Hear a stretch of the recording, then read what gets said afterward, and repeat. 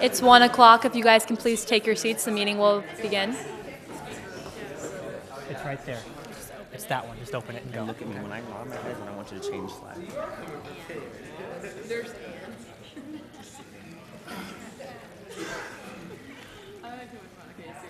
Okay. It's 1 o'clock. This is the Youth and Government Mock City Council meeting. It's being called to order. We're going to start with the Pledge of Allegiance, led by Mayor Pro Tem Jonathan Budd. So please stand. Place your hand over your heart. Ready to begin. I pledge allegiance to the flag of the United States of America and to the republic for which it stands, one nation, under God, indivisible, with liberty and justice for all. At this time, the city clerk will administer roll call.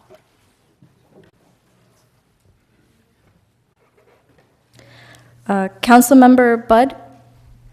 Here. Drexel. Here. Lem. Present. Smith. Mayor Laura. Present. Thank you. And at this time, the city clerk will administer the oath of office and present the certificates of election.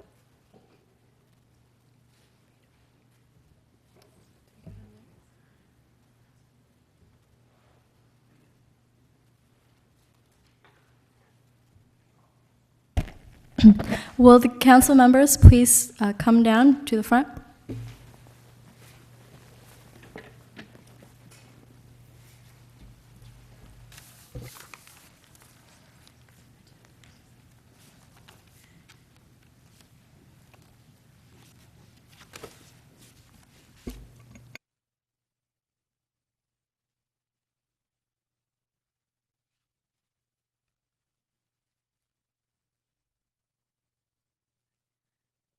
Please raise your right hand and repeat after me.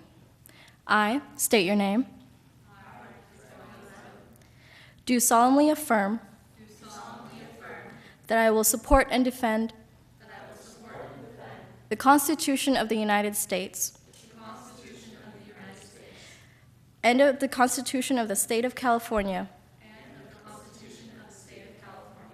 against all enemies, foreign and domestic, that I will bear true faith and allegiance to the Constitution of the United States and the Constitution of the State of California, that I take this obligation freely without any mental reservation or purpose of evasion, and that I will well and faithfully discharge the duties upon which I am about to enter. Congratulations.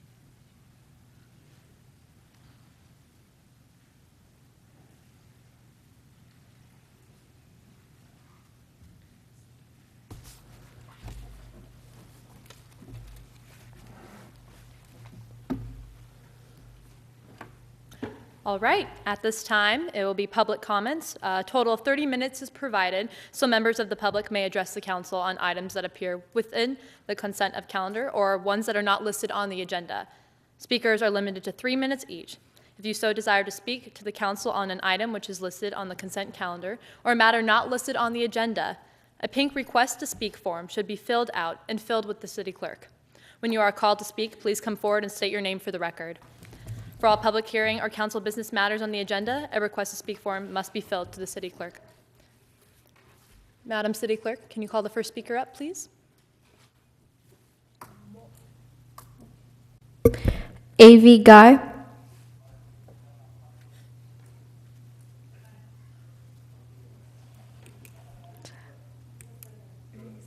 Okay.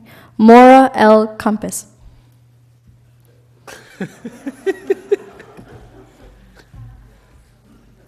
Good afternoon. I am Maura L. Compass.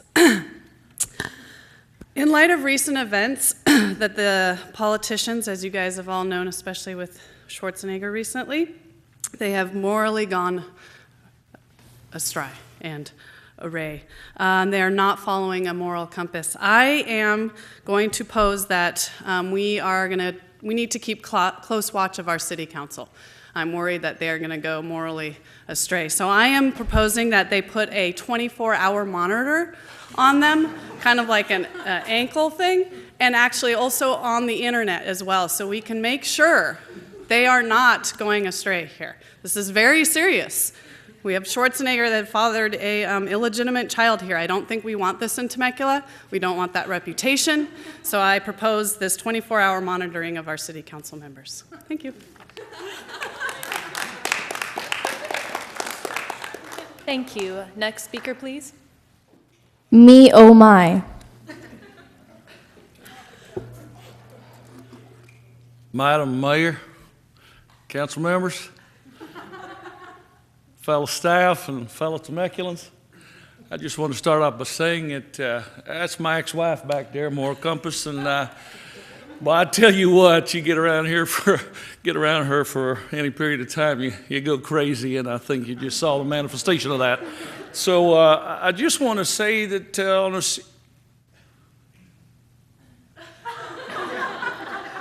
wow, look how far the city has come. I moved here about 1930 with my good friend Jeff Kingsburg. He was in his 80s at that time. And I just want to say that we've come a long way, and you folks have got a lot to live up to because the city has grown so well. And the infrastructure here is just so monumentally clean and new and nice. It's a great place to raise your family. You've got a lot to live up to. Now, I know you're newly elected here, you board members, and I know you're going to do a fine job. And I know that because, unlike Mac's wife, I don't require a 24-hour surveillance on you. I have a better idea, and that is because I have a lot of friends that drink tea with me on a regular basis. So if you upset us, we're going to vote you out. Well, you all have a nice day now, will you?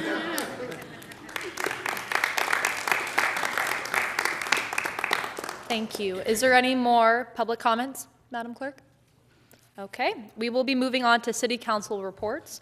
Reports by the members of the City Council on matters not on the agenda will be made at this time. A total not to exceed 10 minutes will be devoted to these reports.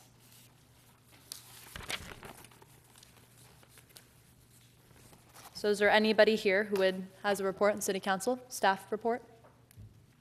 Not at this time? Okay. We will be moving on to City Council business. May I ask to have a staff report regarding the prohibition of medical marijuana?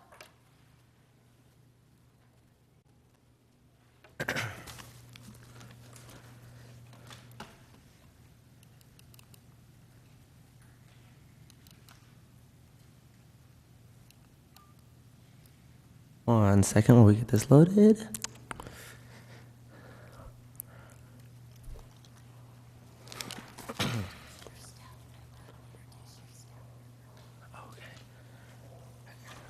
And this is my staff member, Emily. What? Okay. Temecula Development Code states medical marijuana dispensaries are prohibited in all zoning districts. And federal law officials may prosecute medical marijuana patients even if they grow it on their own property. Federal law applies throughout California and the United States, not just on federal property. 3 businesses have recently attempted to open medical marijuana dispensaries. Actions have been made against these dispensaries, and have not been able to be shut down because of the state law allowing medical marijuana. Other Californian cities have allowed for these dispensaries. The city attorney has determined that federal law supersedes state law and that we must follow federal law. Also, as of May 17, 2011, a 3-1 vote was made in the city of Menifee, which banned medical marijuana due to the potential rise in crime. The opponents also stated that they voted against medical marijuana since it is against federal law. Federal law states that medical marijuana is a controlled substance and it is an illegal drug. Under the Federal Controlled Substance Act, there is no difference between medical or recreational use of marijuana. The CSA ranks this drug as a Schedule I drug, which means it has no medical use. Doctors cannot prescribe the use of medical marijuana under federal law. Only recommendations can be made to patients. In Gonzalez v. Riot, 2005, the Supreme Court ruled in a 6-3 opinion that under the Interstate Commerce Clause, Congress can't control the use of marijuana under any circumstance. For the current fiscal year, the city has spent $100,000 in legal fees in relation to the prohibition of medical marijuana business. And let me remind you, there are still 2 more months left in the fiscal year. This amount will fluctuate, but is expected to stay in this range for the next couple of years. Staff recommends that the City Council leaves the Development Code standard as is and continues the prohibition of medical marijuana in all zoning districts. That concludes my presentation. I'll take any questions now. Thank you very much, Mr. Travis. Anybody on the council would like to pose a question? Yes, Councilmember Budd.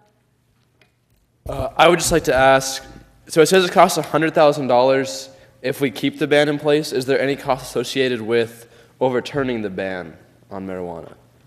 What do you mean overturning it as a... As in, if we allow the dispensaries to come to Temecula, is there any cost associated with that? I am not sure. All that I know that is a federal law, and we must abide by the federal law. Thank you.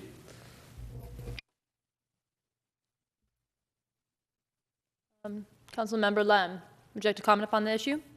Yes, I would. I was wondering, now that we've established that federal law states that the usage of medical marijuana is illegal, how are other cities implementing this? And how are other cities allowing medical marijuana dispensaries to exist? Yes, other cities are allowing medical marijuana dispensaries to exist because California state law says that we are allowed to have medical marijuana dispensaries, but at a federal level, we are not allowed to have them. Federal agents can still come in and shut down these dispensaries. Councilmember Drexel? Will we lose funding over if we allow medical marijuana dispensaries? Yes, if we allow these medical marijuana dispensaries, the federal government can take away our funding. Any more comments from council members? Yes, Councilmember Budd? Is there any knowledge of funding being taken away from cities because of this? At this point, I am not sure of that. Thank you. I have a question for you, Mr. Travis. You state in your report that a Supreme Court opinion ruled 6-3 that under the Interstate Commerce Clause, Congress can control the use of marijuana under any circumstances. Do you know of any state-level court cases that regard the use of medical marijuana? What do you mean, state court cases where this has gone to the state level? State-level court cases. Do you know of any which that we can apply to this? Oh, I don't know any, but I would imagine there'd be quite a few actually that would go to the state level about the use of marijuana. But at this time, no, I do not know of any. Okay, great. Thank you. Any more comments from the council members? Okay, at this time, public comments are allowed. Madam Clerk, may you call the first speaker? I am Choke and Smoke.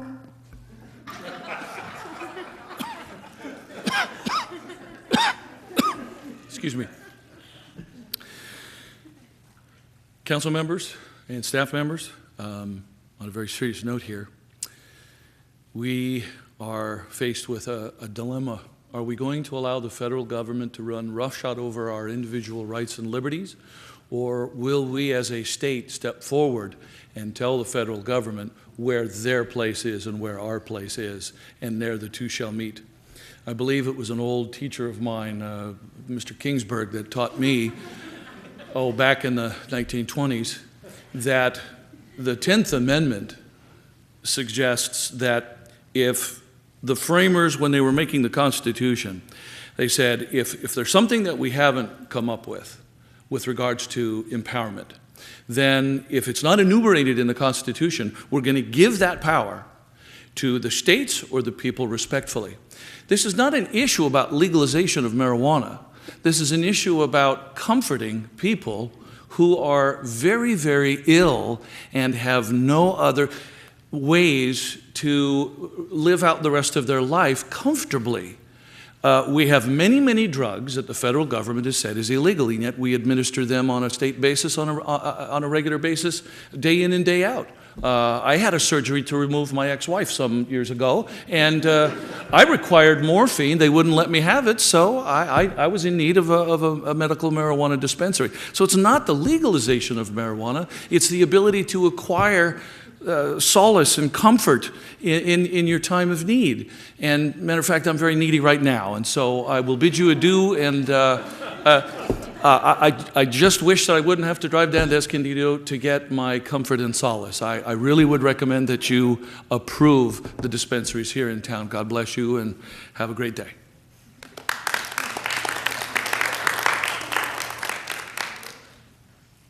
Next speaker, Madam Clerk. Dewey B.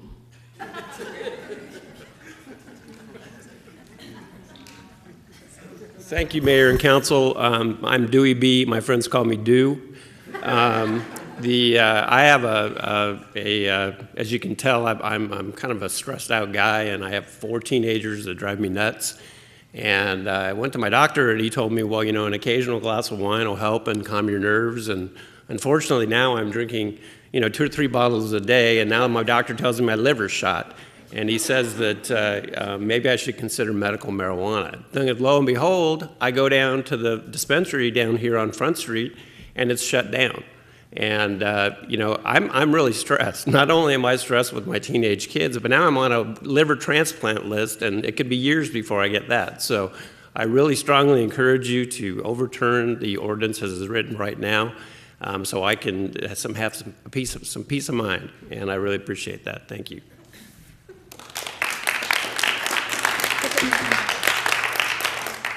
Next speaker. Mary Jane.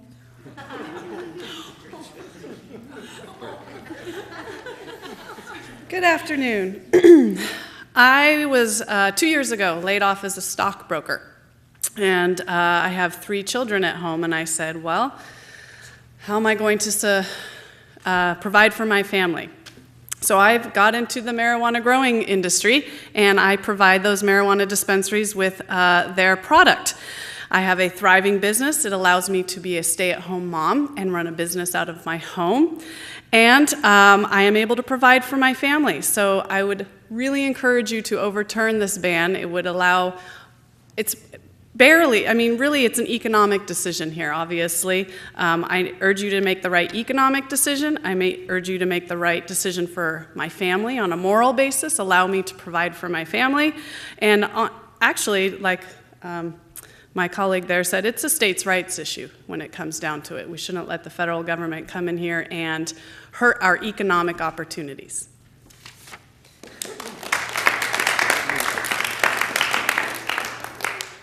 Next speaker. Mr. Expensive Law Talking Guy.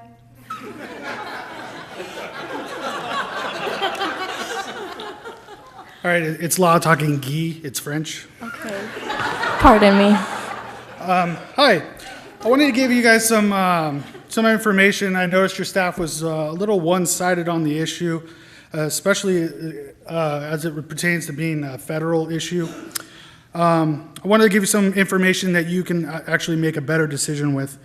Dr. Todd Mikiua, he's a psychiatrist. He compiled a list of 250 conditions that can, in his view, appropriately be treated with marijuana. The list includes psoriasis, anxiety, chronic pain.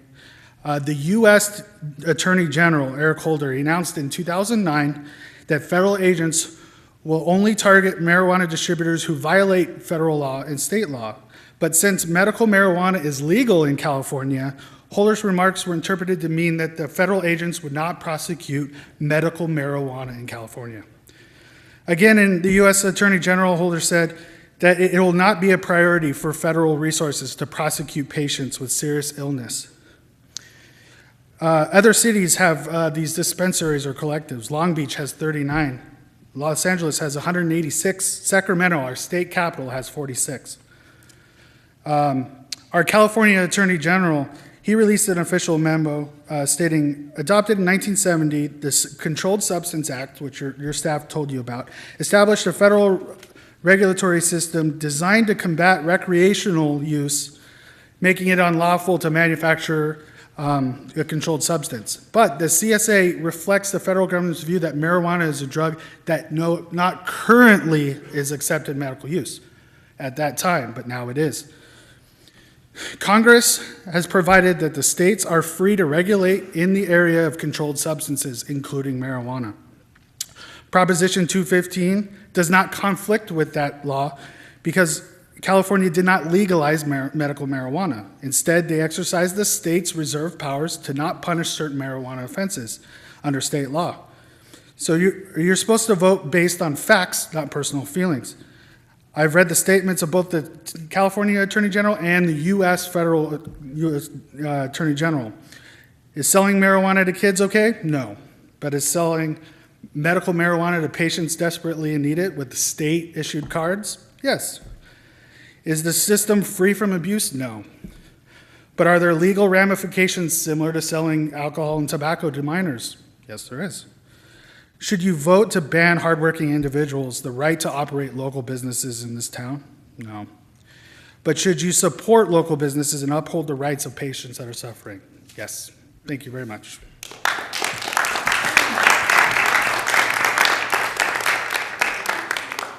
I must apologize. In the interest of time, we are going to close public comments and move on to council discussion. So, council members, any comments upon the issue before we proceed with the motion? Yes, Council Member Smith. Yes, I'd just like to comment that on an overall sense, I think the decision of the council falls on whether we perceive the federal law to supersede our state laws and where we feel that the state power falls, if this matter is going to be left to the states or if the federal law supersedes what we need to do. Other comments before we move on with the motion? Well, what I would just say is that, comment please? Oh, yes, Councilmember Budd.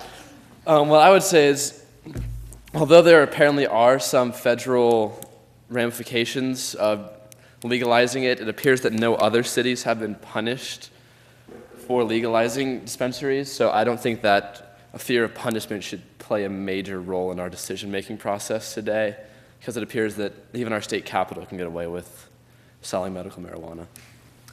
In the interest of that, though, I believe it's important to uphold federal law and also protect the morale of this community, and we should take that definitely into account as we make our decision. Councilmember Lem. I think we also need to consider how many advantages bringing medical marijuana into our community will bring. I think we need to consider that Temecula is a very family-oriented town, and maybe most people here probably wouldn't appreciate us bringing it in. And I think also we need to consider the financial advantages. We need to consider if taxing medical marijuana will bring more money to us rather than how much we need to spend to regulate it. Any other comments before we move on to the motion? Okay, at this time, can we have a motion for prohibition of medical marijuana?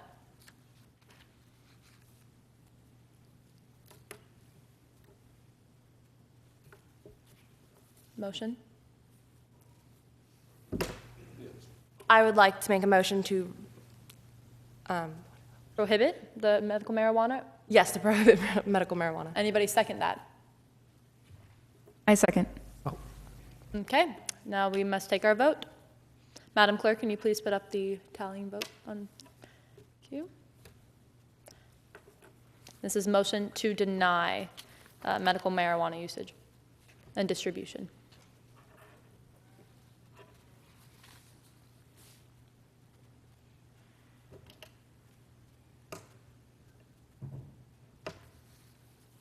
Okay, The motion has passed with Jonathan Budd in opposition.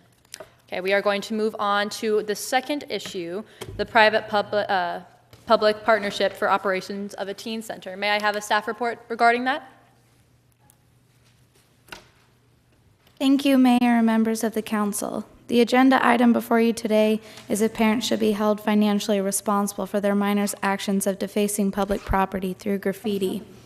Deputy Directors Ms. Howard and Ms. Alvarado will be explaining. Thank you, Ms. Cardy. Teen Center, yeah. We should be on the Teen Center. I'm sorry? Teen Center. Teen Center. Okay.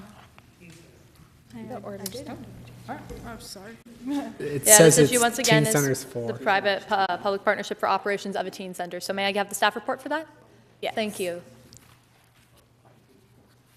Our recommendation is that the City Council consider appropriating $50,000 from the TCSD fund balance to assess the feasibility and need for a public-private partnership for the development of a teen center for Temecula's youth ages 14 through 18 or with a valid high school ID card.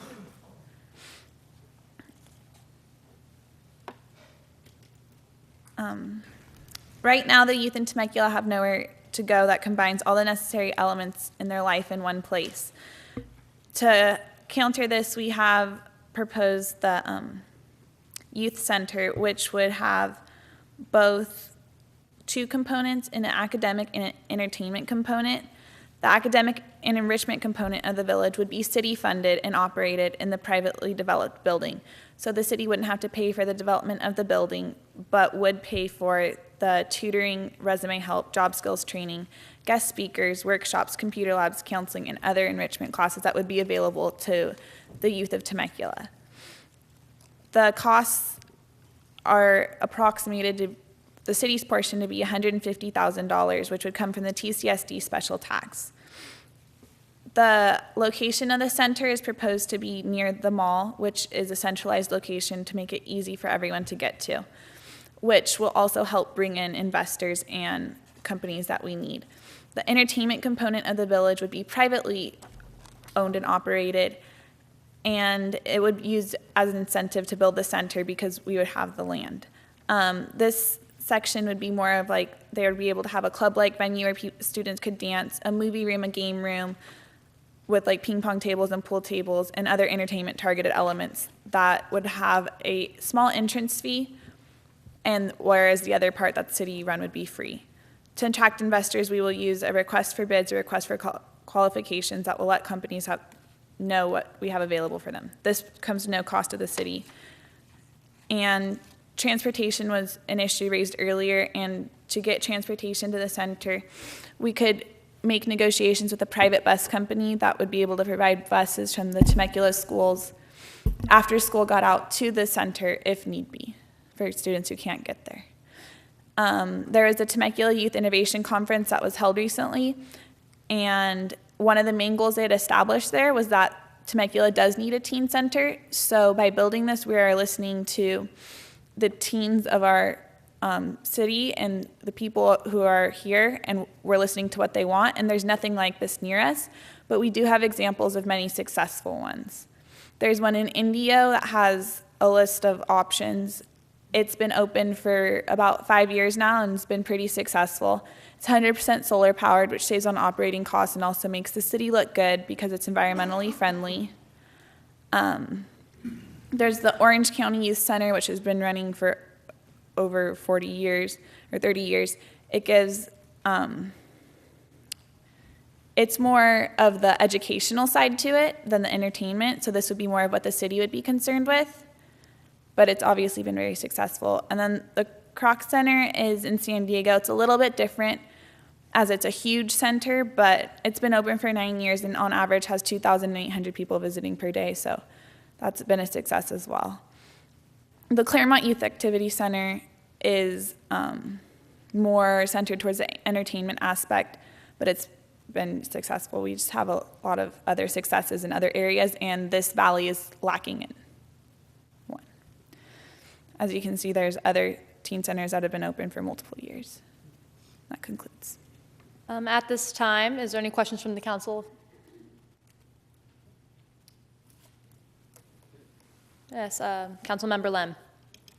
Yes, I was wondering, since you mentioned that this would be in the vicinity of the mall, is there any way that we could work something together with Murrieta to involve their high schoolers as well, and maybe that could also go into the cost?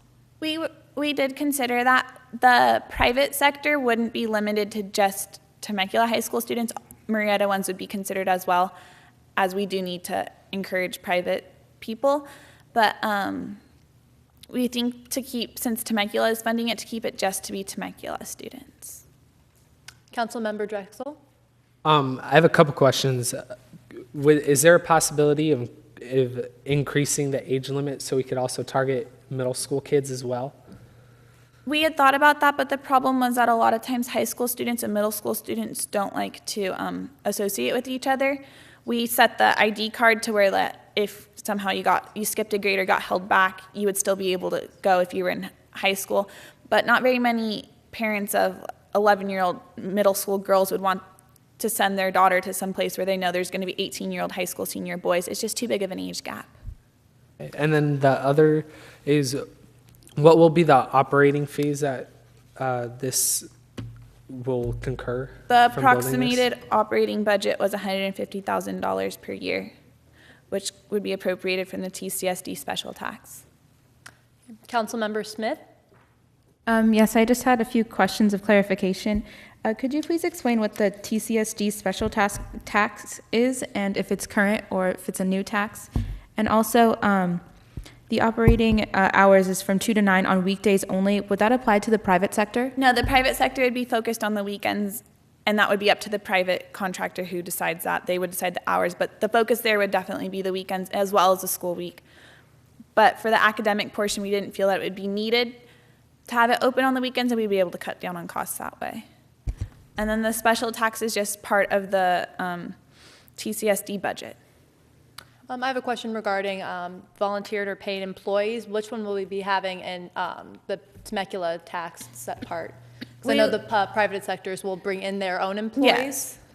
We will have a combination of both. We were thinking for the tutoring, we could have student tutors because then it offers community service opportunities as well as cuts down on the costs.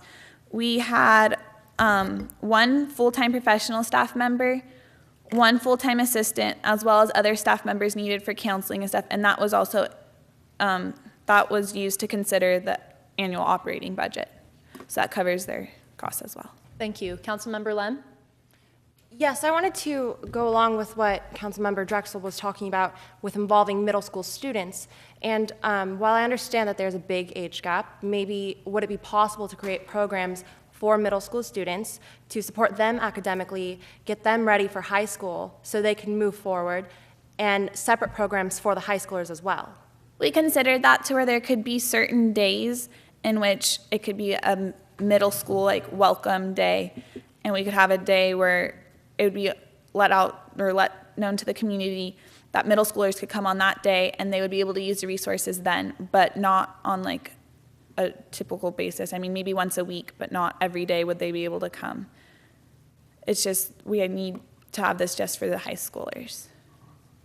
And our final comment from the council is Councilmember Smith. Yes, I was just wondering, was the Temecula curfew for teenagers something that was taken into consideration when determining hours on weekends for the private sector? They would need to consider that as well, but we hadn't put a provision in for that, no. Okay. But yes, it would be considered. And we also have a comment from City Manager Ryan Page. I would just like to reiterate that the motion on the board is regarding a $50,000 feasibility study. So the initial impact for fiscal would be the $50,000, not the annual. Thank you. Okay. At this time, we are going to open up public comments. Madam Clerk. Nancy Reagan.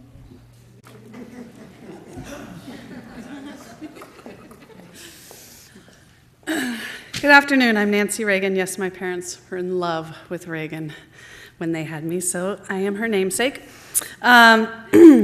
First, and in reference to our favorite politician, I think this was up in our house, maybe painted on the wall, that government is not the solution, government is the problem. I am very opposed to this teen center. Government should not be involved in creating places for teens to go do whatever they do. It's only going to end up being a hotbed for sex, drugs, and rock and roll. Government should not be providing this social aspect for teens. I understand the educational component. I think that might just be a little cover up there. This is the private sector's responsibility if they want to do something like this. Parents' responsibility. Where's our parents involved here? Where are the parents in all of this? So let's get back to the core here and make sure government's not in the way and that government's not solving every single problem that comes up. Thank you. Thank you. Next speaker, Madam Clerk. Mr. Middle Age.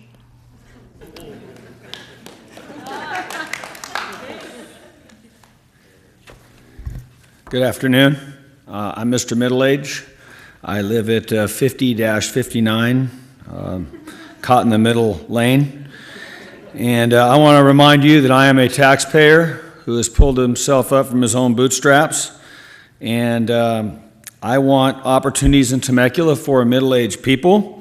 Think about it. We have, for senior citizens, we have Medicare, we have Social Security, we have Denny's discounts in the afternoon. We have city excursions for students. We have school activities, sports, the mall, movies, Facebook. What about us middle-aged folks? Student center. How about student work center? I have heard there's a young man in Temecula, instead of going to a rec center, I understood he started his own lawn mowing business, and I believe he's off to an East Coast prestigious university next year. So I think we need to take a look at this. And since when do we want to be like Indio? I mean, I'm sure it's a lovely place, but I know they have a couple casinos there, and I think they might have a quarry as well. You guys might want to check into that. I am planning, if this project goes through, I will guarantee you, I will challenge any 14, 18-year-old to a ping pong game, all right? I am an expert ping pong player, and I will file an age discrimination lawsuit against your city for denying me access to ping pong tables at this center. Thank you.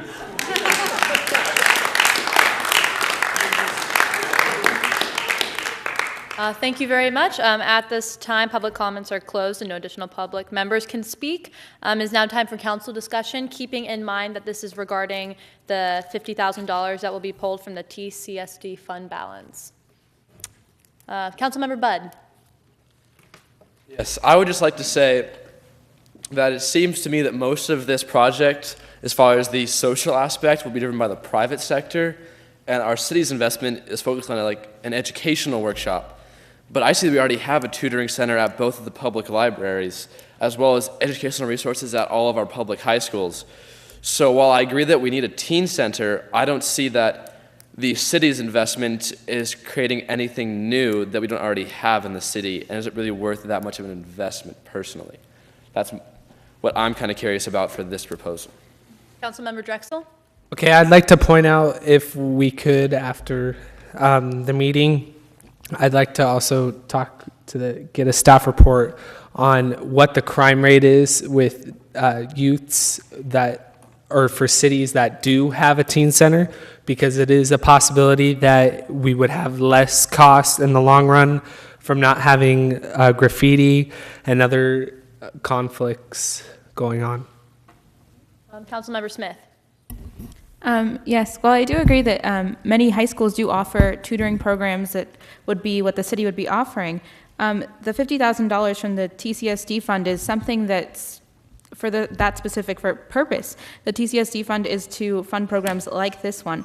And the $50,000 isn't going into already building and constructing this center. It's actually just going into feasibility research to see if this is even a possibility.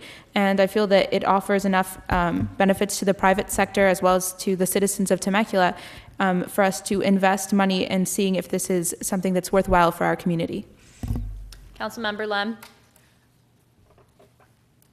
I would also like to agree with Councilmember Smith. I think this would be very beneficial to our company to incorporate the private industry with public. I think that the private industry will draw more youth and then in turn make that teen center more popular.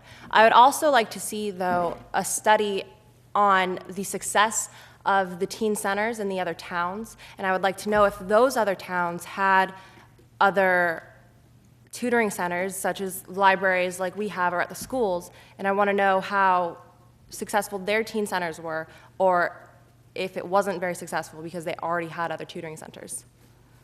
I think if we go more in depth and see what works by comparing the different city centers that we have seen, and focusing mainly on, I think, what teens want to see. Obviously, we have an important role in establishing that, because considering that this is going to be a public and private partnership. But getting ideas from the teens would be really good, and looking more into what actually works and what we have seen that is, is not going to be as beneficial to our community. And I definitely like the idea of opening it up to Murrieta and joining with the Murrieta City Council and doing a partnership and doing like a double-way partnership between our two communities and the private sector. Councilmember Drexel? Yes, I'd like to bring up, because I know we're talking about the operating costs and how much it's going to cost to build. If we go out to the private sector, the city would be generating revenue from the corporations that would be on this teen center. So I'd highly recommend that we make sure that it's a public and private sector doing business together. Great. Now can I have a motion regarding appropriating $50,000 from the TCSD fund balance to assist the feasibility and need for public-private partnership for the development of a teen center in Temecula? Motion?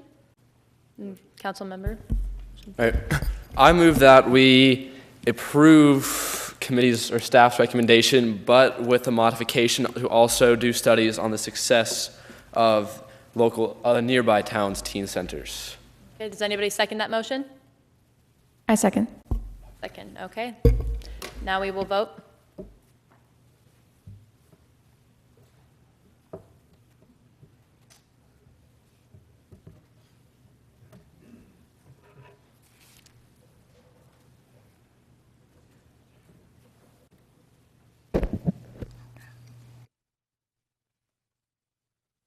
Unanimous vote. The motion has been passed. Okay, we will now be moving on to the issue of support for affordable housing projects. Can I have a staff report on that, please?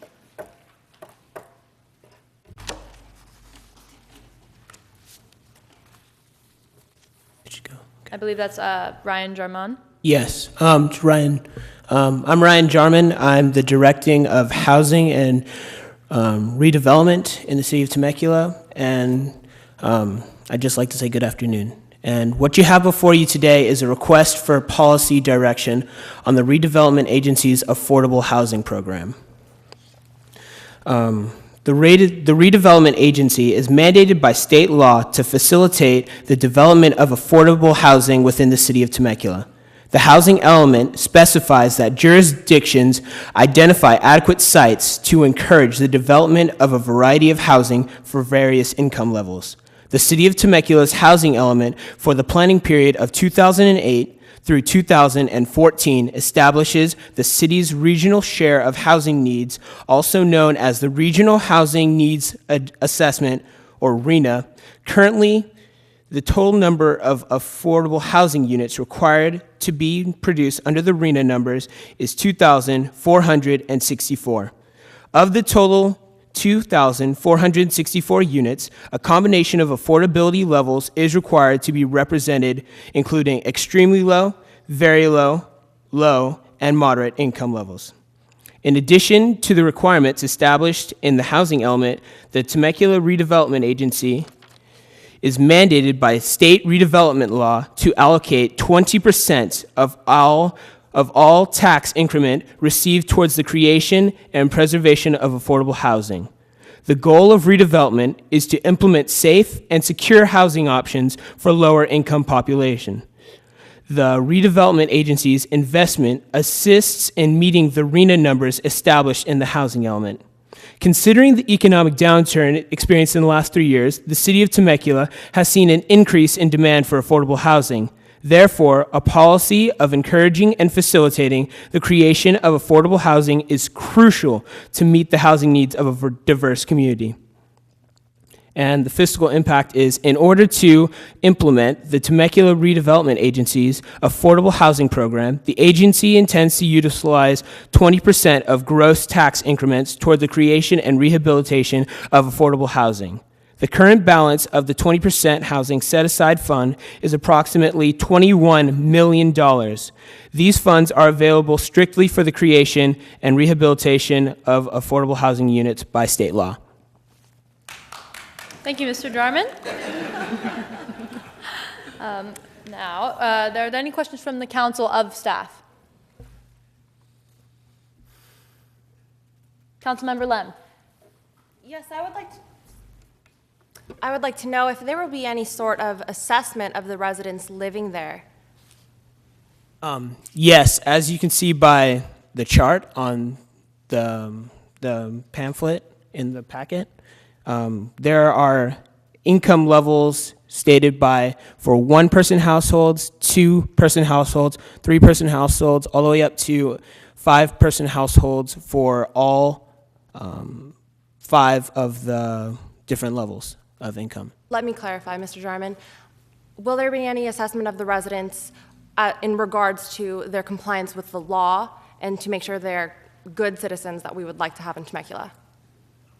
I do not have that information at this time, but after some research, I will get back to you on that. Councilmember Smith.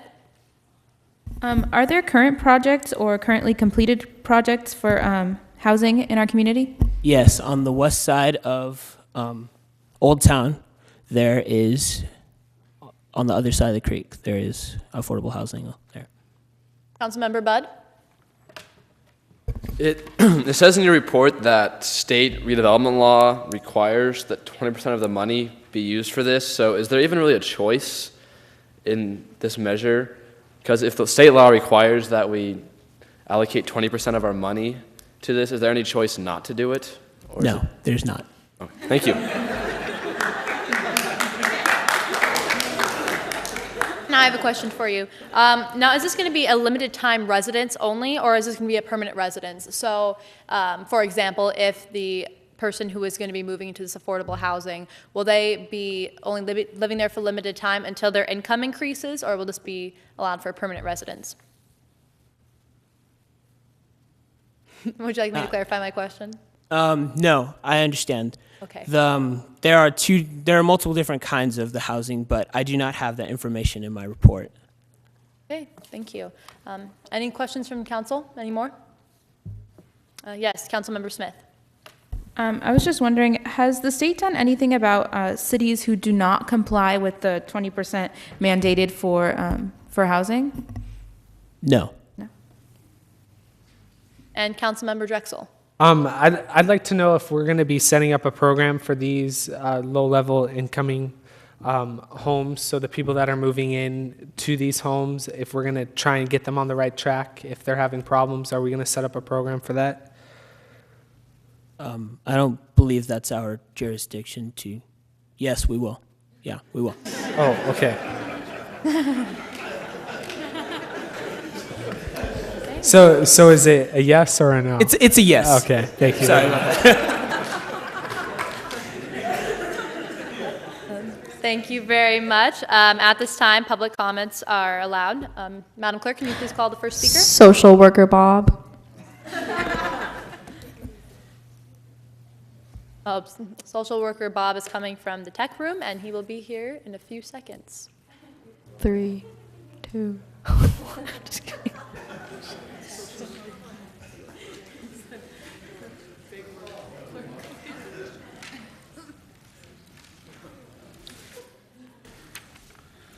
How you guys doing? Social worker Bob. I work with low-income people a lot, and we did a survey. It's a highly scientific survey. We asked 1,000 people before they lost their homes they're likely to do something, and then after they lost their homes, their likelihood to do something. I'd like to show you some scary facts that I drew up, but I'll show you this. All right. Before, see if I can zoom in. All right. The likelihood for them to steal was a lot less before they lost their house. Their likelihood to murder, but more importantly, the likelihood to steal your newspaper went from 5% to 95%.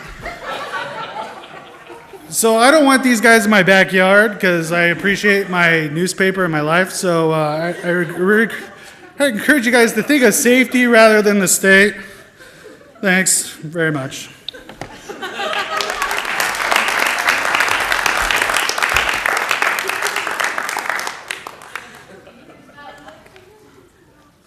Okay, at this time, public speaking is closed. And now we move on to council discussion. Council members. Councilmember Smith. Okay. While I do affirm that we will never completely fulfill the state requirements with housing, regards to housing, that we should be motivated beyond state mandates and by the desire to have a financially diverse community. And looking at the chart in the staff report, it seems that the income brackets are fairly high for low income, to qualify for low income. And this could qualify as a teacher or a fire person. And it's not going to be people who are not necessarily not upstanding citizens, people who are have secure jobs and that we interact with on a daily basis, make these amounts of money. And I don't feel that we're going to be attracting people from other communities. These are people who are in our community that are in need of this type of housing. And I feel like our community should be responsible to them. Thank you. Thank you. Councilmember Lem. Yes, I would like to agree with Councilmember Smith in that I think we should look toward the future and realize that we are going to have a more diverse community as the years pass, and we should be ready to support that and the financial diversity that will come along with it. I also think that we need to consider assessing the residents that will be living there instead of taking anyone in who has a financially low income. Maybe some sort of police work can go on with speaking to the landlords, making sure that there are rules set. The tenants should be informed. They should be able to sign a contract saying that they will comply with all rules going on, and I think we should be able to know what is happening in there rather than have no control over it. I definitely agree. In regards to Ms. Smith and Ms. Lem's comment, I do believe that we should move forward with this, but have it limited. Have, definitely assessments to assess the character, lifestyles of these people that are moving in. So that, yes, if their income is a problem, we can support them in that, but let them not take advantage of it and let us not open up our community to, I should say to people who might bring trouble in. And obviously that's, the amount of income isn't determinant of that, but definitely making sure that they comply with the rules set by our community or by the housing, as Ms. Lem stated, would definitely be beneficial in bringing this project in. Councilmember Drexel? Yes, I definitely agree with both of you, but I do want to raise a question. Does the city have money? I know that it's mandated by the state, but do we have enough money to fund this program to build these homes, and where exactly are we going to be putting these homes?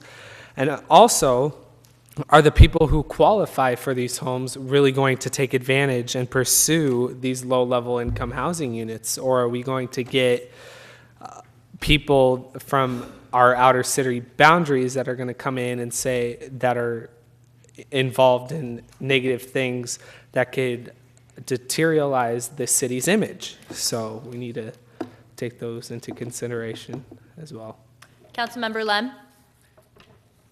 I would also agree with you, Councilmember Drexel, in that I don't think we will ever reach the goal or the mandate set by the state. I think it will be constantly increasing, but however, I think we should still put our efforts into it to support these individuals. Councilmember Budd?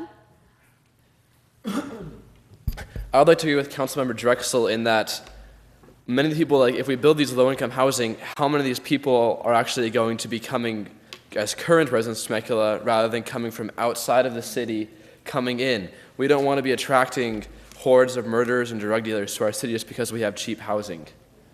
And at the same time, do we want to be spending our hard-earned tax dollars on building these low-income houses when we could be using that to better our community for everyone, not just the lowest income of our community and people that may or may not be upstanding members of society.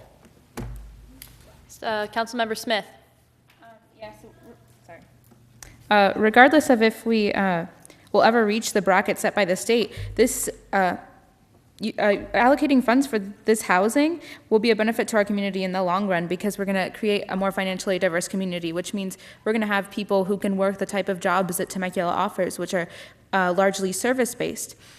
In addition to the fact that, as outlined in the fiscal impact in the staff report, it says that this that the funds allocated for this will be strictly for rehabilitation and affordable housing units, and it is an increment in taxes for gross tax for for strictly for housing, and that's And I believe Mr. Jarman has a comment, probably to clarify something.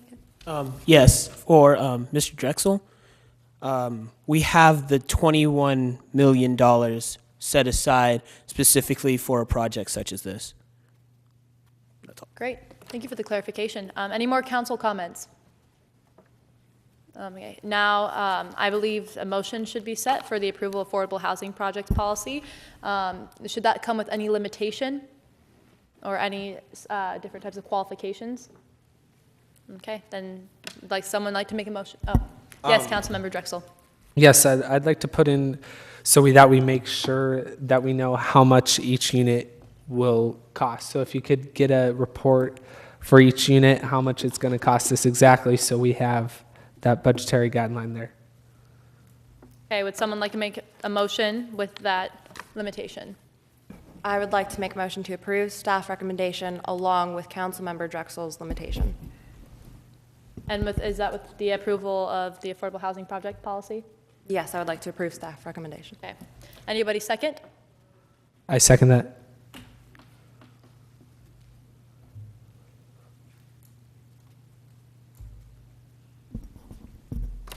Okay. Now cast your votes.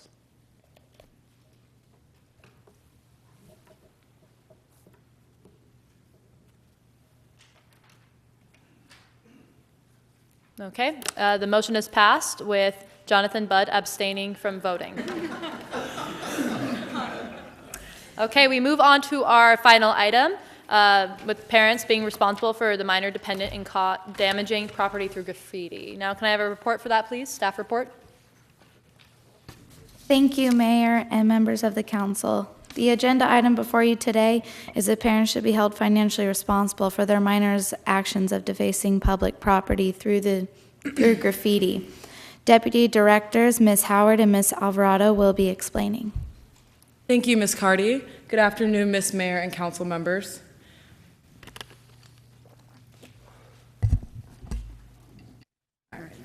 Now, graffiti is unavoidable in mostly every city, and Temecula is no exception. In fact, Temecula has instituted a policy that has 24 hours required to remove graffiti within the 24 hours of discovery. Now, the annual cost to get rid of graffiti is actually between $200,000 and $300,000 annually.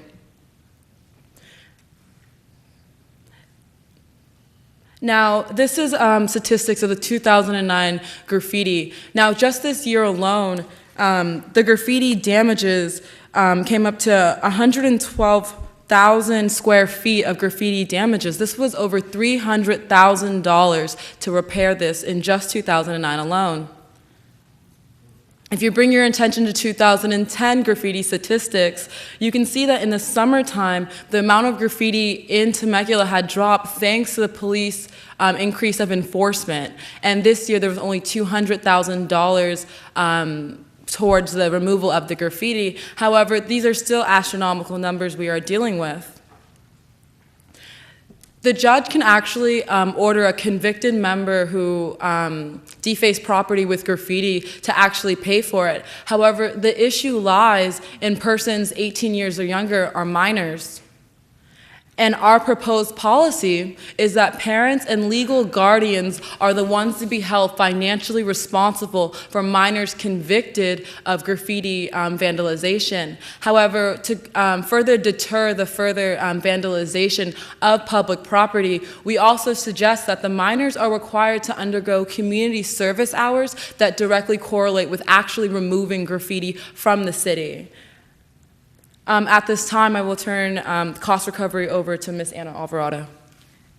Good afternoon, Ms. Mayor, and good afternoon, council members. Our current city policy regarding our cost with graffiti removal is $2.75 per square foot, and our proposed adjustment is to have an incremental system where square footage determine how much fines will be created, because as of currently, if let's say there's a graffiti that's 1 square foot, we only get $2.75 to pay for it, which does not include or cover enough of external costs. As you see in this graph, this is a list of other external costs such as office staff, administrative fees, shop overhead, and other etc. Costs that we want to factor in. So therefore, this is the incremental cost that we were proposing, that 10 square feet of graffiti that's cleaned or less would be costing $199 for the convicted person who performed the graffiti, and pay enough of that cost so that we are efficiently reprimanded for our duties to clean up that graffiti.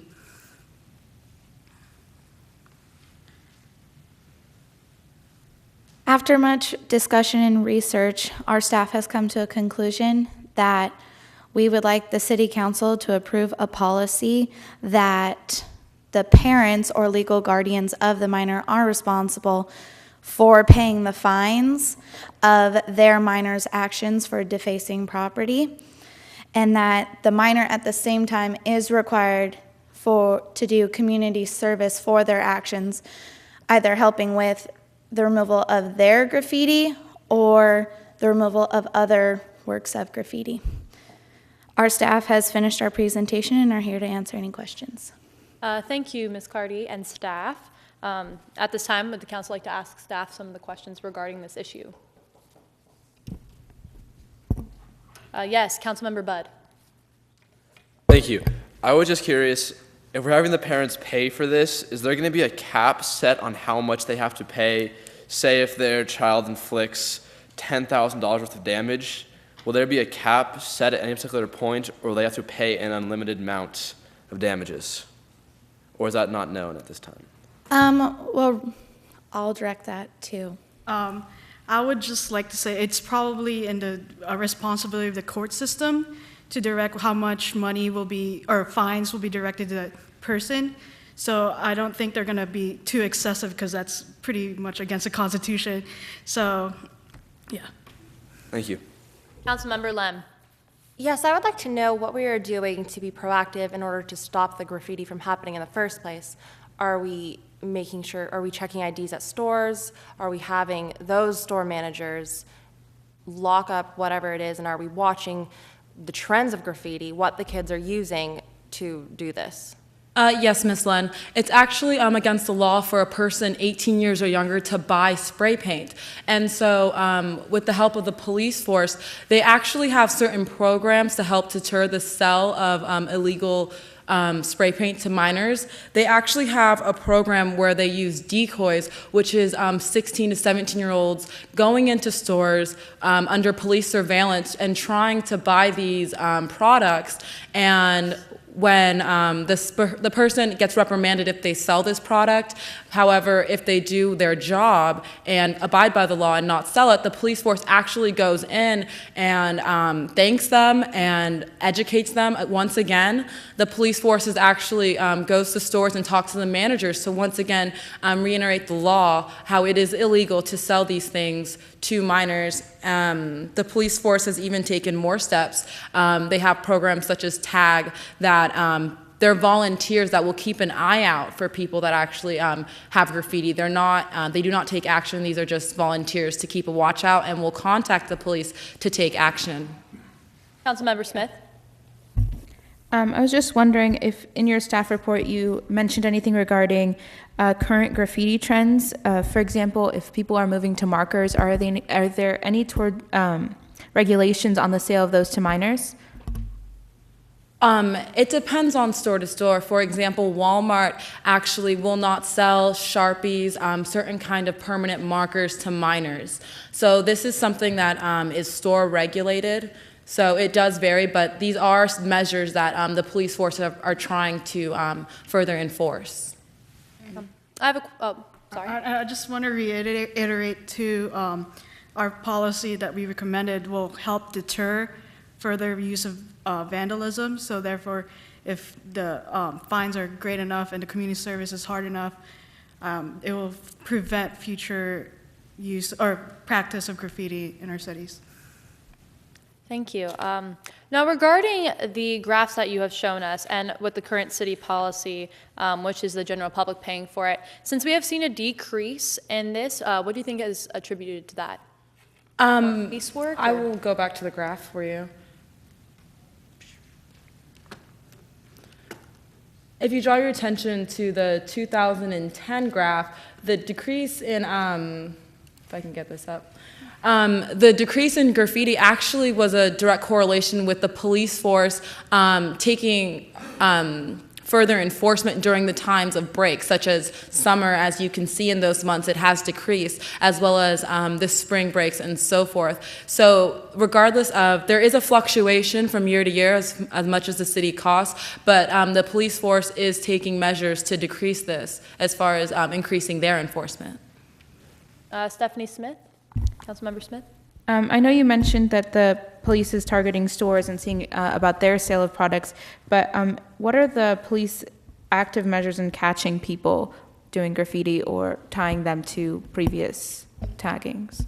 Well, there's actually, for lack of better words, hot spots that youth or any graffiti vandalized will go to this reoccurring spots. And so we actually take note of this, and the police force is definitely aware of the spots that people usually go to because that's where it will be seen. So there are reoccurrent spots on record. The police force also has a team called SET. It's once again like the tag program. However, it deals with quality of life issues. So therefore, this program, another police force program, they're very flexible with the trends of what's going on. So they're not set on one area. They're very flexible throughout the city and various issues.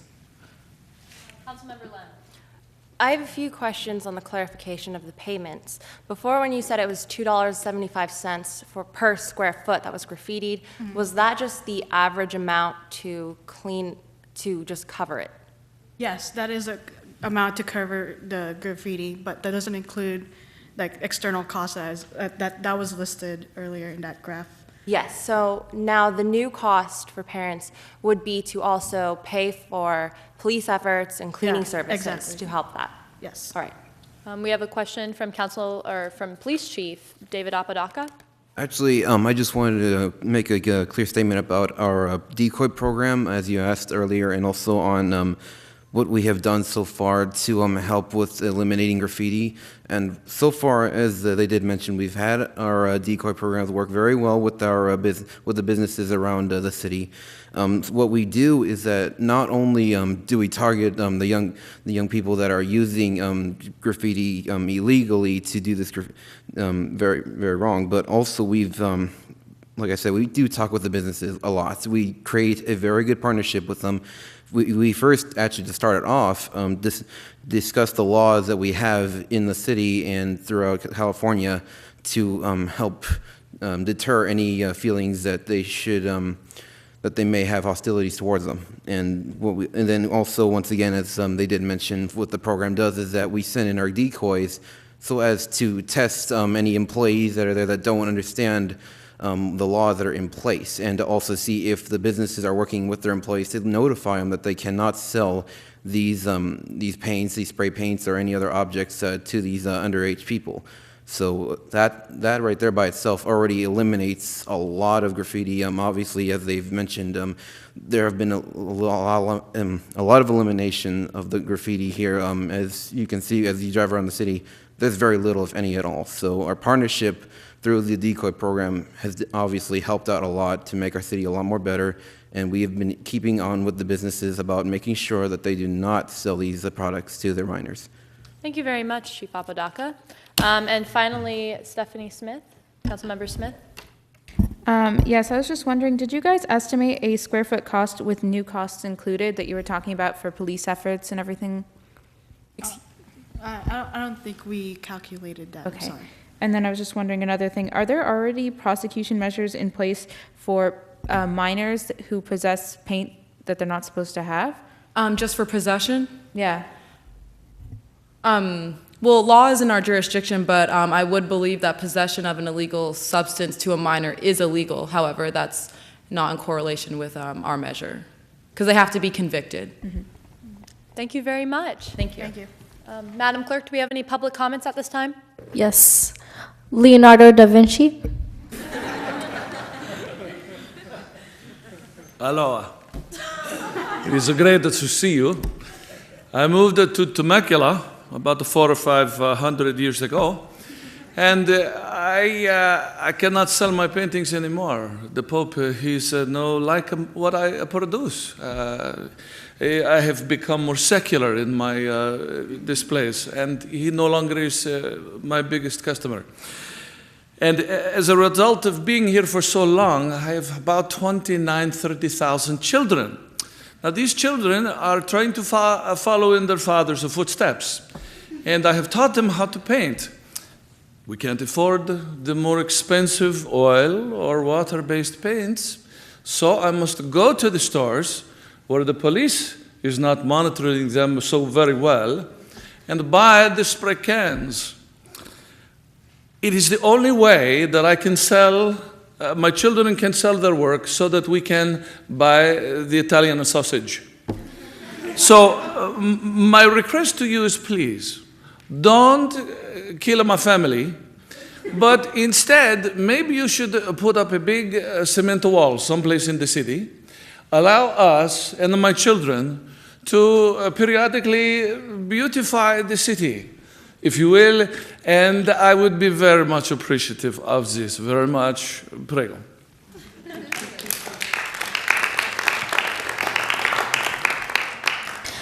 Mike Brady. Oh, what? Bit microphone confusion there. Thank you. Hi, my name is Mike Brady. I'm a father of 6, maybe more, I'm not sure. The state budget has hurt our local schools. Our arts programs are being canceled. My kids need an outlet, like the brick wall. I saw on your graph how graffiti declined once police started doing their work, and I say, why aren't they doing the work the rest of the year? I can barely afford to pay for food for my 6 kids. Can't afford to pay fines to the city. You guys are nickel and diming me. Parents shouldn't be held responsible. It's not the parents' job to teach the kids responsibility. It's TV's, music, and their peers. That's their job. So thank you very much.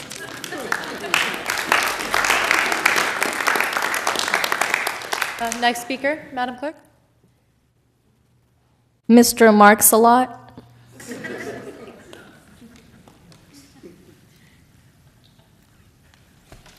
Good afternoon, Council. My name is Mr. Mark Salat. I live at Permanent Ink Lane in Temecula. And with all due respects to Mr. Leonardo here, 2 rows back, that he is an imposter. That silver-haired gentleman is actually my grandfather. Grandpa Jeff is 55 years older than me, and he has taught me a lot over the years. First, he taught me how to tie my shoes. Then he taught me how to fish. Then he even taught me how to skim rocks across water. Then when I got a little bit older, he taught me that expressing yourself through art is a very, very important thing. And he said that art is protected there's something out there called, I think it's the First Amendment. And he said, grandson, use the First Amendment to the best of your abilities. So that's what I've done. He bought me a set of big box markers, and he said, use them well. And since I've been a young boy, I've been going around and I see these road signs that are kind of plain, and some are yellow. A few of them are red and white, and I kind of decorate them. So I'd like to continue to do this. I've really enjoyed it. And, you know, my grandpappy, he's getting up there. So he's on a limited income, and your plan may be very punitive toward, he may have his entire savings swept away. So please consider that. Thank you. Thank you very much, public. At this time, public comments are closed and no additional public members can speak. It is time for council discussion regarding this issue. Councilmember Budd. Thank you. I would just like to say that I agree with staff's recommendation that something must be done to punish these kids for graffitiing, but I don't necessarily see punishing their parents as an effective measure. I think it's good that somebody besides the city is paying for their vandalism. I just don't want to see these parents burdened with these excessive bills for the vandalism, putting their kids' college education money on the line to pay for a few misguided acts. But I do think that it is crucial that we punish these children in some way to prevent future acts of graffiti from destroying our city. Councilmember Lem. I agree with that, Councilmember Budd. However, on the other note, it is the parents' responsibility to raise their child and make sure that they are in compliance with the law. And it isn't fair, if the child graffitis, it isn't fair to take money from the other citizens who aren't involved with this child in order to pay for it. Councilmember Smith? Well, I do agree with what Councilmember Budd is saying. The parent could always tell their child that they're responsible for paying, even though they're signing a check with their name on it. That's up to their discretion. And if their parent is willing to pay for it or is mandated to pay for it, they can always require their child to do so. And that's another means of taking care of things without the local level involvement. I agree with Councilmember Lem. I believe it is the responsibility of the parent to watch their child, make sure they comply with the law, and raise them as good citizens. And if, you know, the parent is not doing their job, then the parent should be the one that pays.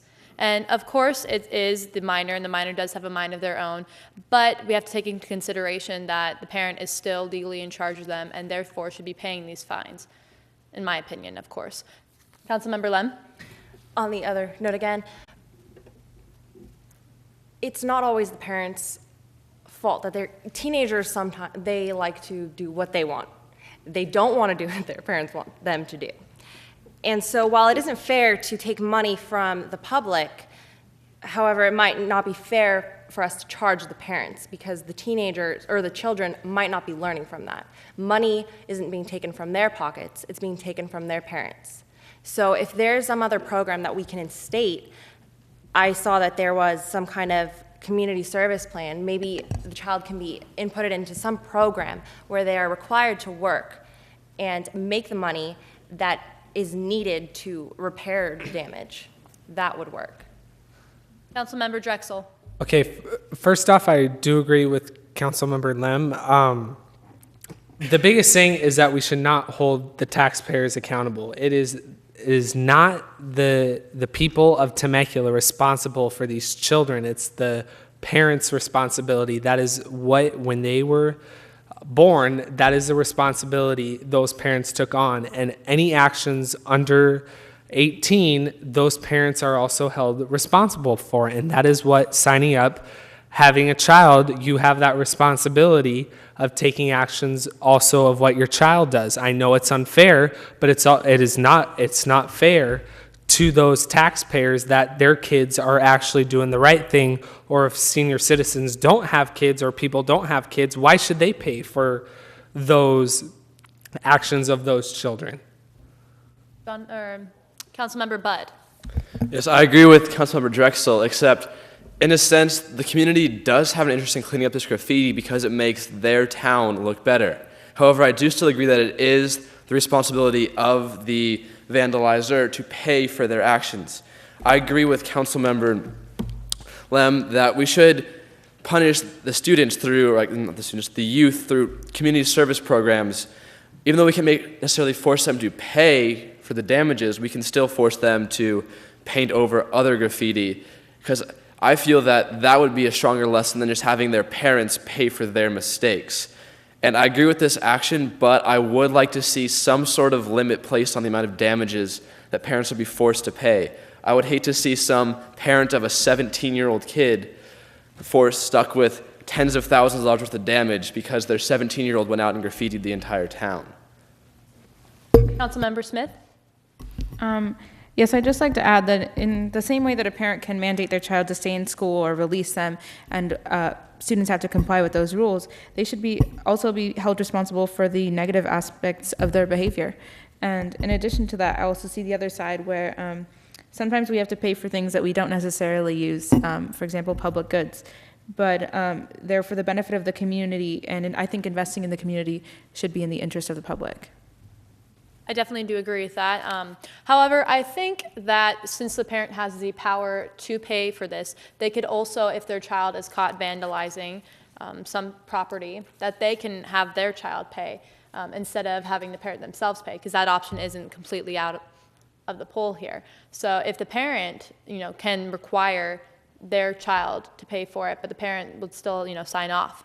And I think that's definitely important, along with the community service programs. I think that's extremely important because it does discipline the minor and also makes the minor give back to the community what the minor took away from the community, which is clean property. Quinn Cardy, you have a comment on here? I would just like to clarify that there is, for the financial basis that Councilmember Budd is concerned about, is that if the parent is not financially stable enough to pay, it is up to the court to come up with a financial basis that the parent could either come up with a financial contract of how they could pay for the fine that their child owes, or there is the community service where they can double their community service hours or whatnot. But the thing is then the city is still paying for the damage that has been done, whereas instead we're covering our costs. Thank you. In the interest of time, we'll have time for one more comment. Councilmember Drexel, would you like to finish? I'd like to agree with Councilmember Budd.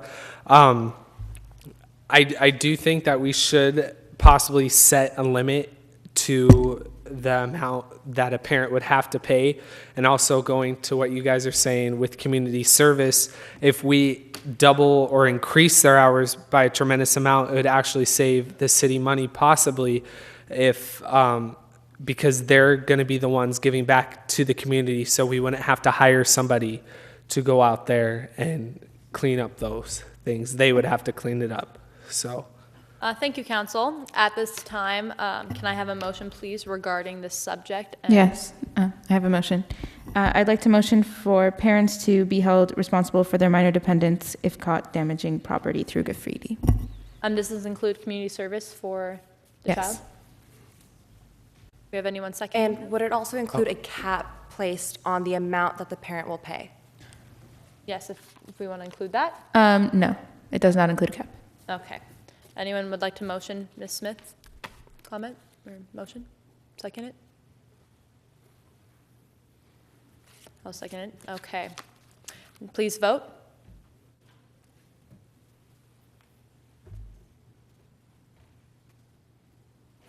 The motion has failed with me, the mayor, and Ms. Smith voting for, and Jonathan Budd, Courtney Lem, and Riley Drexel in opposition. I'd like to make a motion. Yes.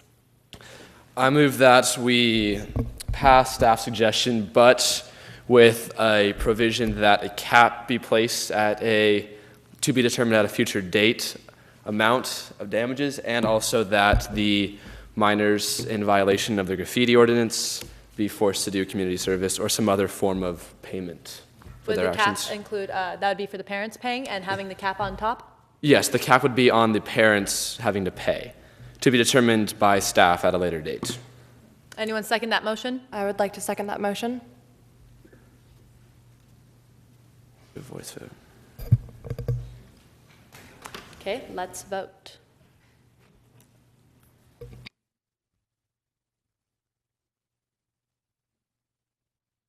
And the motion has passed with Ms. Smith in opposition. Okay, that concludes the city council business. Is there a police department report available? Yes, actually, what we have today with us is, if my lieutenants will come forward, and we also have our very special guest today, the newest member of our K-9 unit, Aston. Will you please step forward?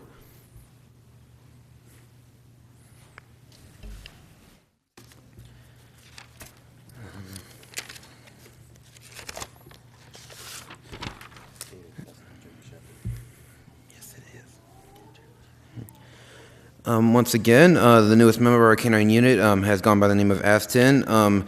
He is 2 years old. He's our second unit once again.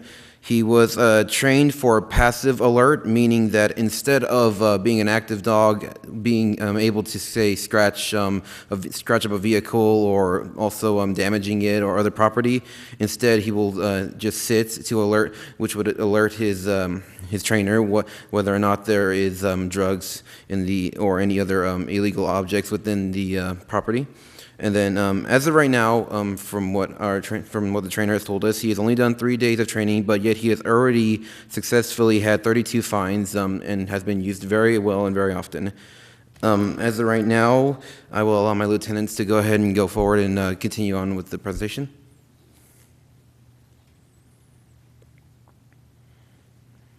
Wait, what? Okay. The program for the K-9 unit costs about $26,000 annually.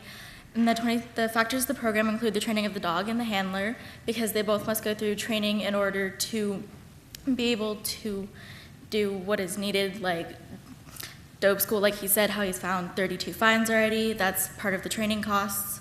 And then an additional $5,000 will go into the fitting of the car, which includes a hot and pop, an emergency door release, and a cage for the dog so he can lay down in the back.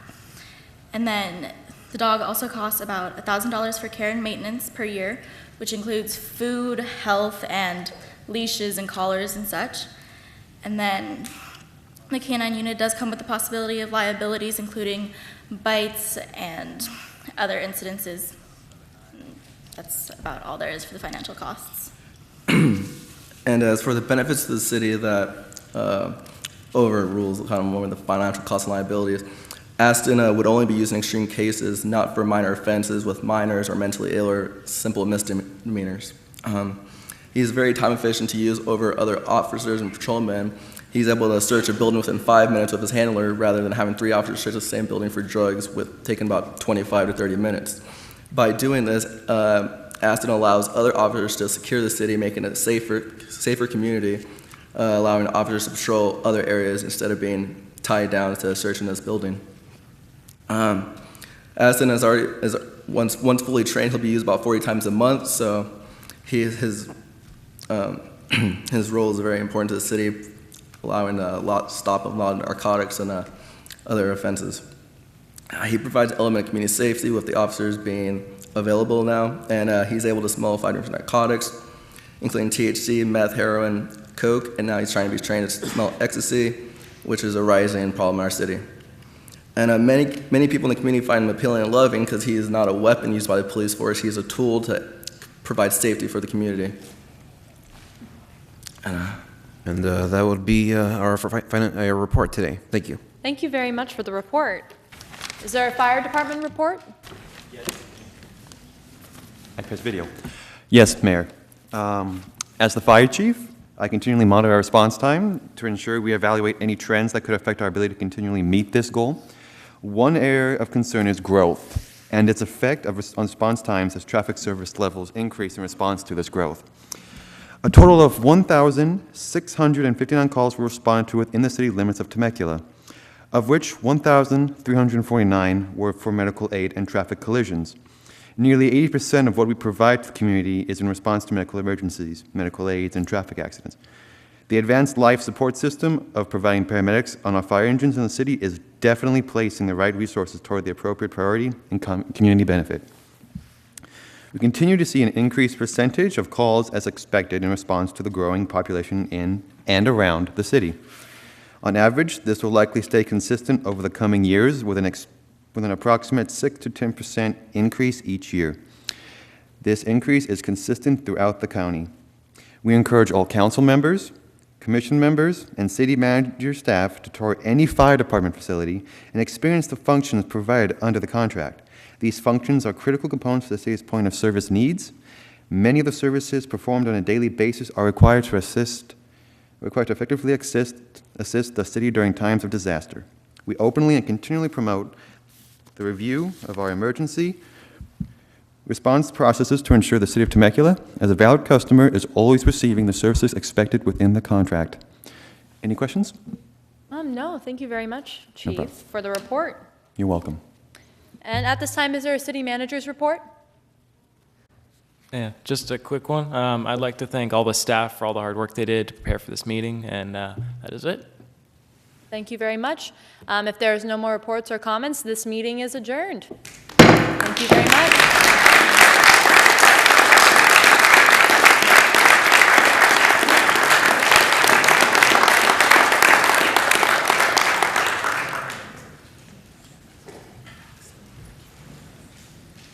Okay, first of all, how do you guys think our city council and staff did? Let's give them a big round of applause.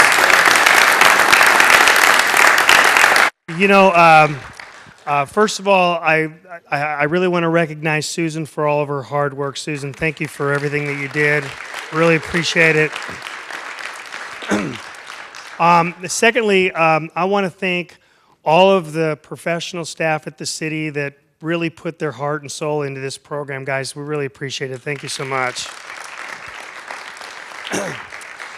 And I got to tell you, every year I'm amazed at the talent of the students that are in our community, and it's just it's amazing to see what all of you young people can do. And I will say this: I was making sure that the press wasn't here as I say this.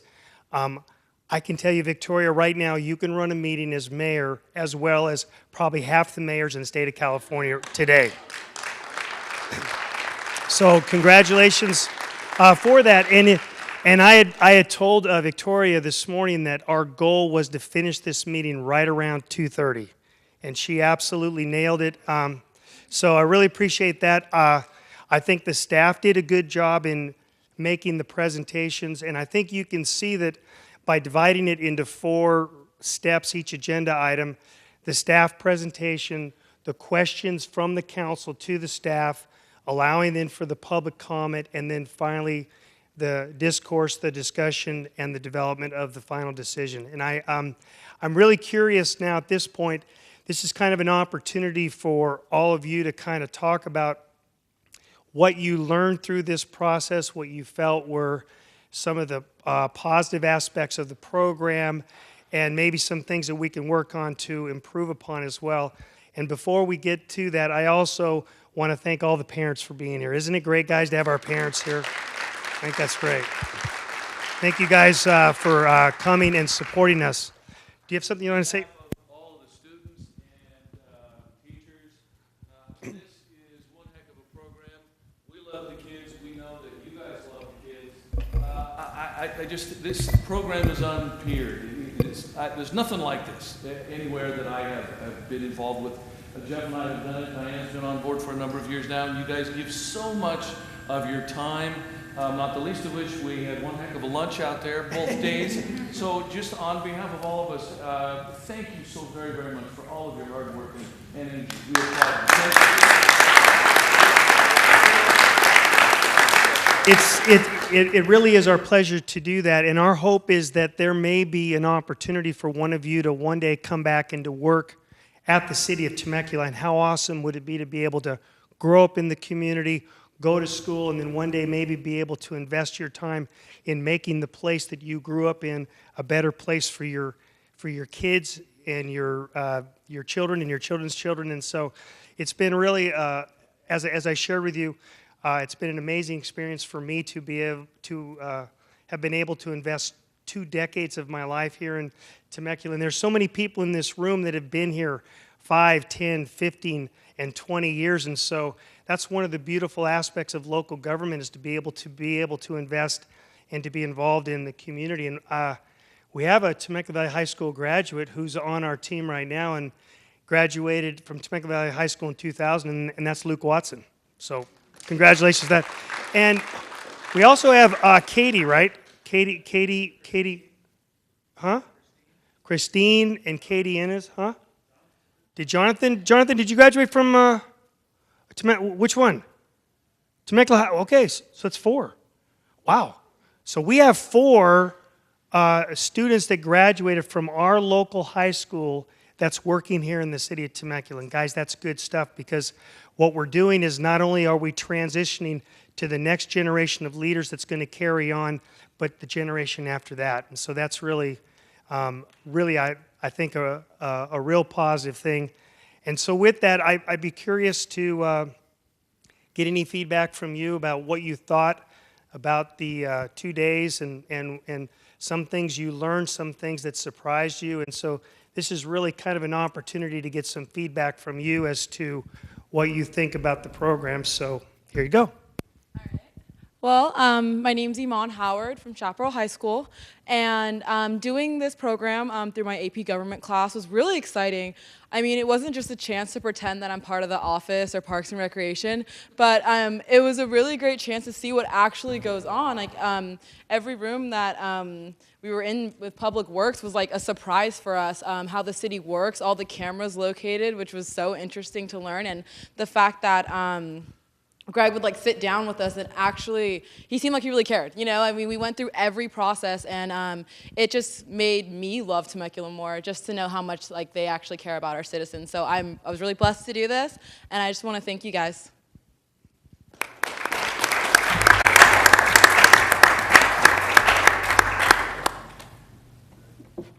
So my name's Lauren, and Ryan and I shadowed Mr. Nelson the past couple days, him as city manager and I as assistant, and I think it was just a great learning experience.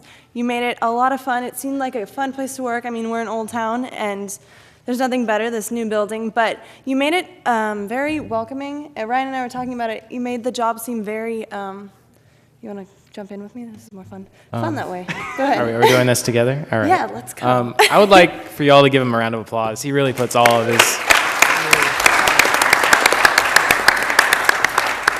The entire time we spent with him, it just showed how much heart and soul he puts into the city, and it really is a true testament to the character he is, and thank you. And I think that's how the entire staff is, though. They all care about the city.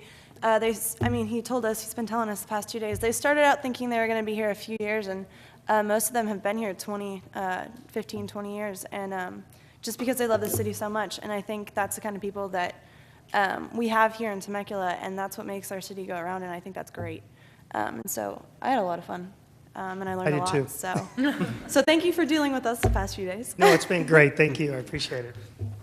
I'd just like to give a shout out to Grant. Thank you so much for going through with us. Yeah, every little aspect there for us, and also to everyone else who helped us out through the long run. And also thank you to Miss Arban for giving me the opportunity to come here. So it was a great opportunity, great experience, and I really enjoyed it. Thanks a lot. Okay, thank you, Madam Mayor. I thought it was really cool that you guys let us come in, let us see all the buildings, let us see like behind the scenes what goes on in our city, because I know a lot of us don't know, you know, what actually, like how much work you guys have to do, and it's so cool, and like I definitely want to come back and do some. I don't know, you know, how much a surgeon can help, but in politics, but thank you guys so much for allowing us to go through all this and giving your time for us, and it was definitely really rewarding. And I love Temecula, best city in the world, pretty much ever. Okay. Yeah. Peace. Thank you, Madam Mayor. Yes, Councilmember Lim. This program is probably one of the most fun things I have ever done, and I so appreciate being able to just see what you all do. I never knew everything that goes on, how much work you put into this. It's amazing, really. It's made me want to rethink my career options.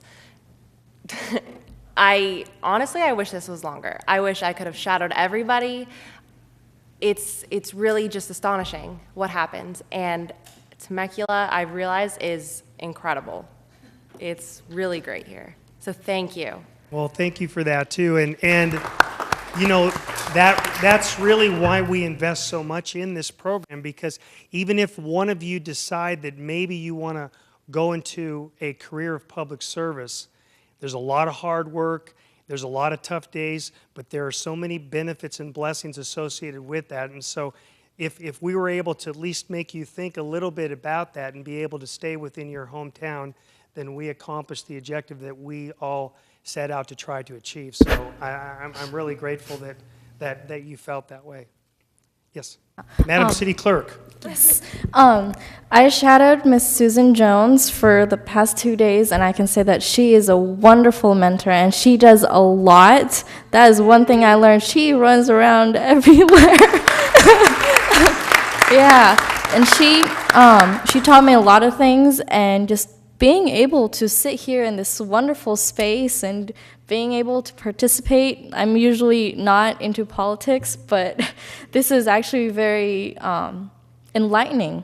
And I just appreciate every single one of you for taking the time out of your own jobs to come and, you know, help us and mentor us. So just thank you for that. Thanks. Our fire chief. If I could sum up this entire experience with one word, it would be awesome. There would be a more colorful word before that, but I don't think anyone would appreciate it if I said that. So Don't go there, Mr. Fire Chief. The whole experience was remarkable. I learned so much traveling with Sean, and I learned I'm going to be coming back as a volunteer fireman this summer. I'm looking forward to it. This city is amazing. I really, really would like to be a fireman for the city. Awesome. Okay. Well, you know what? We'll see what we can do about that in the future. Thank you. Okay. Yes, our police chief. I'm going to be quite honest. If you noticed, I get really scared when I get in front of people, so that's why I kind of stuttered through that last one. So sorry about that. You did a really good job. Let's hear it for our police chief. Yay! But if there's anybody that I really want to thank, it's our AP government teacher, Mr. Watt. Actually, it's because of him that I actually changed from wanting to become a marine biologist to now becoming a United States history teacher, and also possibly even government, because this is a nice, really great country, and this city is really nice. I want to live here now because of what he has done for me, and I want to be able to possibly take over his position as AP US teacher. Okay. So, Mr. Waugh, once again, thank you, and hopefully, I'll look forward to taking over your spot when you leave. That's great. Oh, yes, Council Member Smith. Hi, I just wanted to say I participated in government on like a model government on the state level, but it was definitely really different doing it on the local level and somewhere where I live, because just talking about issues that our council is really facing and things that we've talked about maybe just as teens together, I thought that was very interesting and very enlightening. It's a very enlightening experience to see that things that matter are on the minds of our council members, and things that are important to us are things that are important to our council members as well. And just being able to see that and seeing how much work goes into doing this and how much work goes into running the city, that makes me very proud to be from here. And just I'm very thankful for the experience and to be able to see that and to appreciate how much work goes into just the simple things that I see every day. Well, thank you for that. Thank you. Yes. Hi, my name is Zachary. I shadowed the project director, Patrick, and I would just like to thank him, Stuart, and Eric for how much they helped me. Anytime I had a question, they would stop what they're doing, come over and help me. And the amount of work that they put in to me getting this project done was just amazing. I'd really thank you guys. Anytime I had a question, anytime I had a problem, they would come over and help me and guide me. And you guys may be great in public service, but you guys would be great teachers also. Thank you so much. Oh, that's nice. Yes. I'm Ryan. I shadowed Luke and Dana in redevelopment. And I always thought that government was more complicated as you went up, but now I'd see that it's more complicated as you go down, because you guys are actually the ones running the show. So good job. Okay, thank you. Yes, our Public Works Director. Hi, my name's Quinn. I'm from Temecula Valley. Really, before this year, I didn't know anything about government. I mean, in my government project I didn't know the difference between a Republican and a Democrat before this year. So I'd like to thank Mr. Wall for getting me interested in this and actually caring about our government. And then just being here just really helped me learn what government really is, see it in action. Greg, he really helped us. I mean, he mentored us, but then he also made us do our own work. He didn't tell us what to write. It was more of a team effort to do what was necessary to get the job done and get the job done right. So thank you, Greg, and thank you, everyone, for these past 2 days. You're welcome. Yes, our Finance Director. My name is Chase, and everyone else is getting shout-outs to their person they shout-out, so I feel like I'd be remiss if I didn't talk about Miss Roberts. She put up with me for 2 days, which is a lot, and she helped me read and like understand everything in all these books. So in just a few hours' time, so that took a lot of work on her part. So I want to thank her for that. Okay, thank you. Oh, yes. Hi, I'm Anna, and I'm from Chaparral, and I just want to mention thanks to Mr. Kingsburg as well as Greg, who I shadowed. So thank you for getting us interested in this program, because I know, I was surprised, there wasn't as many people that, asked to be participating in this program, because this program is awesome. I didn't expect anything. I didn't expect to be feeling like a part of this, community and this this workforce. I feel like I've actually done my job. I don't even work here, but I felt like, oh, I was talking in the water cooler with Greg and with the IT people, and it's just oh, we're having lunch. It felt really cool. And wearing business suits, I've never done that. So, thank you for everything. So. Thank you. Anyone else? Yes, Councilmember Budd. All right. Yeah, to be honest, I wasn't actually really excited about doing this when I first signed up. Mr. Kingsburg kind of pressured me into doing it, but now I can say thank you very much, Mr. Kingsburg, because I've had a lot of fun. I didn't know that we didn't actually elect our mayor here. I thought it was we elected a mayor, not that we elected a council only. And this is a really awesome place, what you guys do, and I kind of like it here. I kind of want to stay. He has to go to Harvard, though. So. Yeah, I'll be back, maybe, hopefully. Well, you look good in that chair. Doesn't he look good in that chair? So thank you, everybody, for putting this on. I had a lot of fun. Definitely surpassed all expectations. So thank you. Great. Anyone else? Well, I just want... Yes, did you want...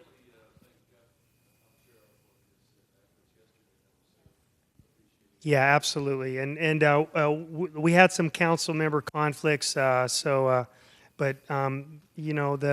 this program works because everybody really buys into it. And I think what we try to do is keep everyone busy, have a task that needs to get done, and keep everybody moving and keep it fresh. And I think that's something that really helps out a lot. I really want to commend all the staff. You guys did an awesome job on your presentations, really.